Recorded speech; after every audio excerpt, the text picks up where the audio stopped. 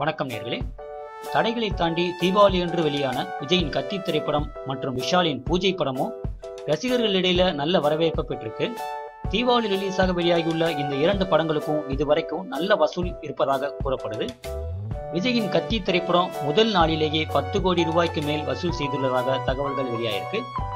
அதே போல விஷாலின் பூஜை படமும் முதல் நாளிலேயே 4 கோடி ரூபாய்க்கு மேல் வசூல் செய்துள்ளதாக செய்திகள் வெளியாயிருக்கு. இதுவரைக்கும் விஜய் நடித்த படங்களிலேயே கத்தி திரைப்படம் தான் அதிக வசூலில் சாதனை படைக்கும் என்று விநியோகஸ்தர்கள் தரப்புல சொல்லப்பட்டு வந்துட்டு இருக்கு.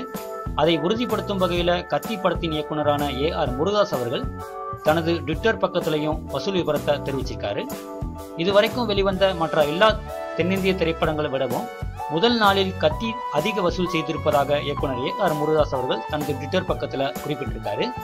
தமிழ்நாடு, கர்நாடகா, வட இந்தியா ஆகிய இடங்கள்ல 16.45 கோடிகளையும், வெளிநாடுகளில் 7.35 கோடிகளையும், மொத்தம் 23.80 கோடிகளையும் வசூல் செய்திருப்பதாக இயக்குனர் AR முருகதாஸ் அவர்கள் தெரிவிச்சிருக்காரு. சரி நேயர்களே, மீண்டும் ஒரு சினிமா செய்தியோடு உங்களை சந்திக்கிறேன். நன்றி, வணக்கம்.